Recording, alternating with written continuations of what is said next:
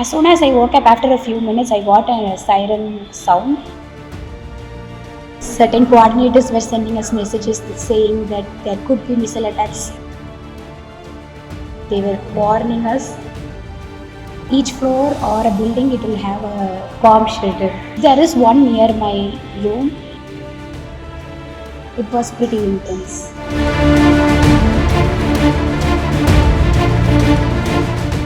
So basically this app tells you when a certain, a missile or a hostile, aircraft, it enters through the atmosphere, it will give you a notification. So you can, be alert at times when, or if you get the notification that this is happening in your area, you can be more vigilant about it, and you can stay safe. Hello, so I am Lavanya and I am a PhD student.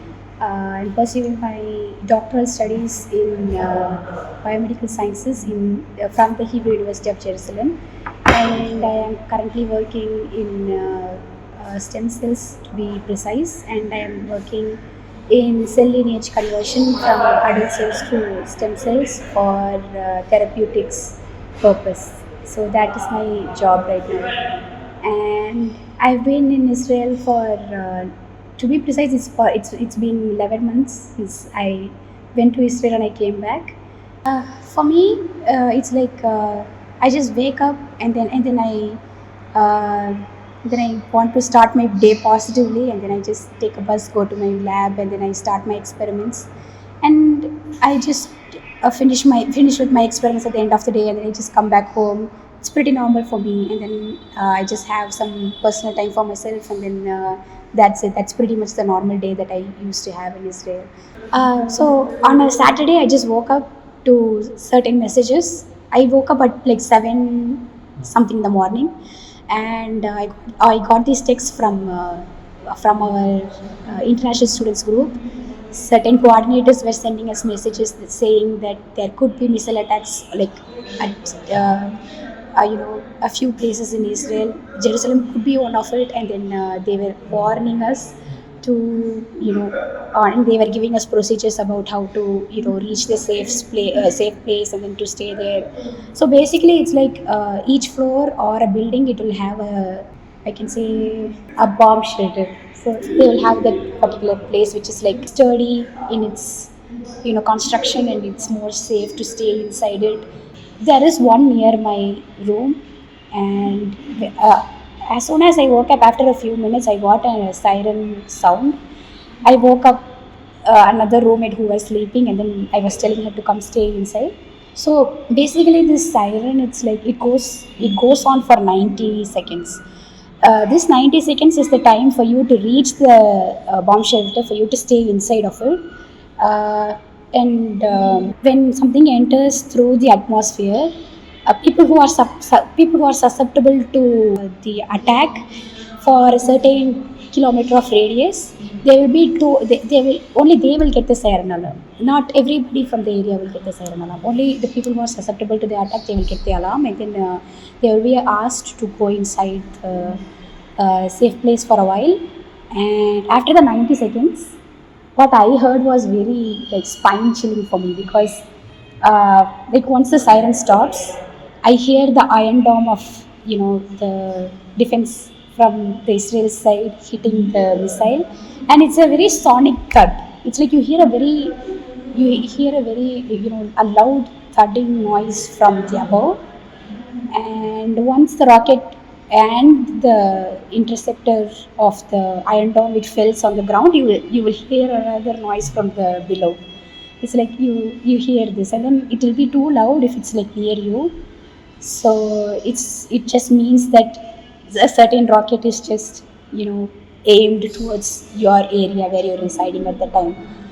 So yeah, that was pretty like bone chilling for me, because you've never experienced anything like this before, and it's a matter of chance. It's just if you're in the wrong place at the wrong time, and if you are not able to reach the the bunker, the 90-second period, it's like there are chances that it might fall on you, and then you will be pretty badly hurt. So to imagine being in that scenario, it was very sad, and I felt sad for people who were in that scenario, and it was pretty intense. We weren't expecting for it to be happening. We were in the middle of experiments and all, but still we had to abandon it because we couldn't go to the lab every day. We had to stay back at home because it's the only safest option for us, because we couldn't travel in public. If something goes south and we get some warning to stay safe, we would be in the middle of nowhere, and then we couldn't you know we couldn't get help to reach any safe place where we can protect ourselves. So we did have a major setback, I would say. I had to throw away my experiments to come back to India. So once this is done, I can go back and I can start my experiments. So it was pretty, sad for me because I have to grow my cells. It takes a long time to grow my cells, and I just had to throw away for nothing. Since this issue started, people from the international, community of our university, they were constantly in touch with us. Also, the Embassy of India in Israel, they've been with us like since day one. Since it's been started, they did open hotlines for emotional mental support, or people who are like badly affected of it. They were able to contact them and to talk about what they've experienced. And most of the international students, they wanted to go home in this difficult times because it's not our fight. It's just uh, we didn't want to get into we didn't want to get in the middle of anything that's not our problem. So we really wanted to go home, and embassy did take our request, and they have contacted the central government, the government of India, and then they wanted to arrange rescue flights. And yeah, they sent us a form where we can like register ourselves through it, and then the embassy of India in Israel, they did like allot us and give us schedule through about which are the flights that we can avail, and then whom they can prioritize. They did prioritize the people who were in the most vulnerable parts and the people who had families. They were given the first priority, and I really think it's a very good thing that they did it. And then in the first flight, I think around 200 people, they did come home, and then the second flight it's the same. So it's like each flight they did carry 200 students from Israel. I came the second flight. Yeah, I got the confirmation mail like one day back, and then I had time to like pack my things and to finish off all my work in the lab, and then I have to like run